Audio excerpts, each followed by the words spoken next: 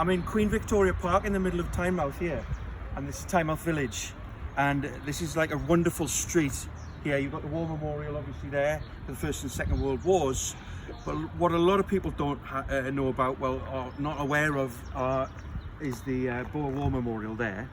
And that Boer War Memorial is, well, it's very dated now. It's kind of fading a lot. It needs really looking after. In fact, if you look at this whole park, it's a bit of a tip. I don't actually know what the council's doing. It's a bit embarrassing doing a video here, to be honest. It needs a bit of work, this green. Anyway, this is Queen Victoria Park, and you've got a like every town and village of not just the country, but the Commonwealth has a Queen Victoria statue almost. So we've got ours there, and we've got these beautiful houses across here. And these are a wonderful example of great Tynemouth architecture here. But behind me, you've got an even more interesting thing, I would say, is that portico there, that doorway.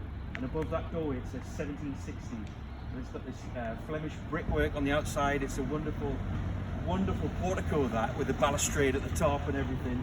And the blue plaque next to it commemorates the visit of Garibaldi. And Giuseppe Garibaldi was the father of Italian nationhood, okay? So Italy has only been a real nation state for about 150 years. And Garibaldi was the guy who galvanized the country and brought them together. And he came to Tynemouth, he came to this region to gather support for himself, for the industrialists around the northeast, who were like making a lot of money and advancing technology on the railways and shipbuilding and so on.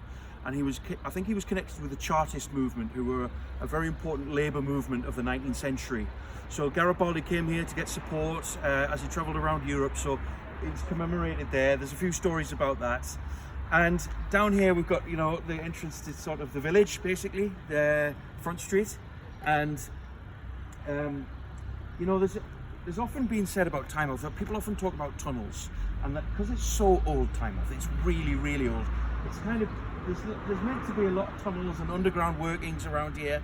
In fact, one of the pieces of folklore of Tynemouth was that in 1646, King Charles I, actually he escaped to Newcastle, and he was actually meant to have hidden in one of the basements here of one of these houses. So I won't say which one, because it's a bit of a rumour, but it's interesting that King Charles I, while he was in hiding, was actually hiding in one of the basements here, and he was part of that network of tunnels, and that was his kind of hideout. So that was back in the English Civil War, and here we are today. It's obviously Huntingdon Place, it's King's School, and like I say, I think this park needs a bit of care and attention, to be honest. It's not great at the minute, but it's still lovely.